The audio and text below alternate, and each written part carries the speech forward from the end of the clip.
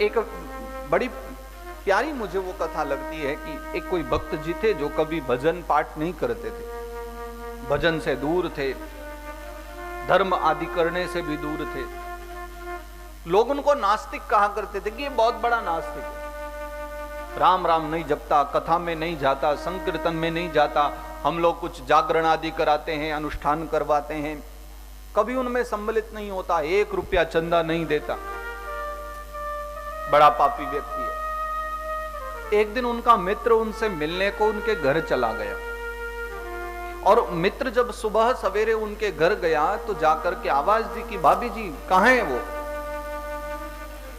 तो भाभी जी बोले कि वो अंदर बैठे होंगे, आप जाकर के मिल लो। और आज वो मित्र जो मिलने के लिए आया था इस नास्तिक व्यक्ति से, वो उस नास्तिक व्यक्ति के घर में प्रवेश कर गया।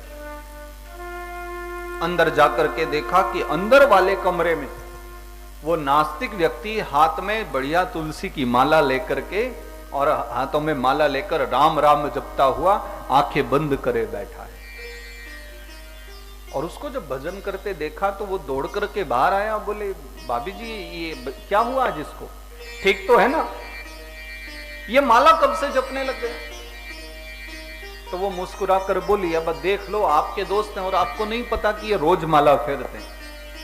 बोले यदि इतना ही बड़ा भक्त है और इतना ही इसका नाम में प्रेम है, माला फेरने में प्रेम है, तो दुनिया के सामने अपने आप को नास्तिक क्यों बनाया हुआ है। ये तो अच्छी बात है माला फेरना, लोगों को बोलना चाहिए कि हम भी भजन करते हैं। वो बोले कि भैया अब ये तो आप ही जानो, आपके मित्र हैं, आप पूछ लो। तो वो वहां प्रतीक्षा करने लगा। ये भाई साहब की जब माला पूरी हुई तो माला पूरी करके लपेट करके वो गौमुखी को रखा, बाहर निकल करके आए, आकर के अपने मित्र को देखा, तुम कब आए। बोले तभी आया जब तुम माला फेर रहे थे।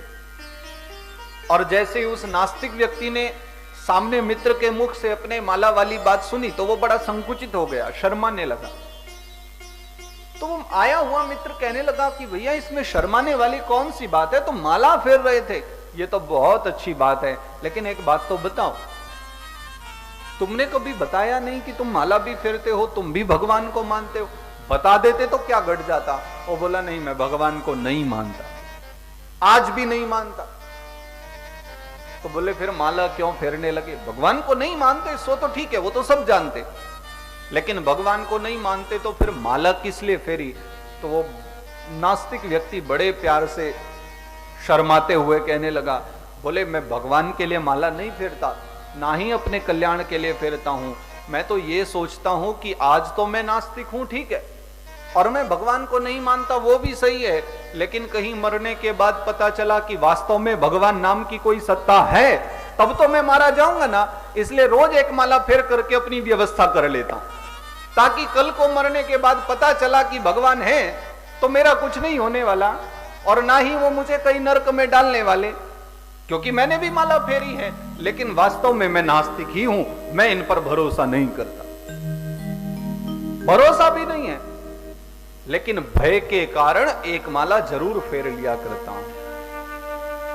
और ये कहने वाले हम नहीं हैं, ये पूज्यपाद गोस्वामी जी ने मानस में बड़ी ही सुंदरता से स्पष्ट लिख दिया था कि भाव को भाव अनख आलस हूं, नाम जपत मंगल दिशि दश।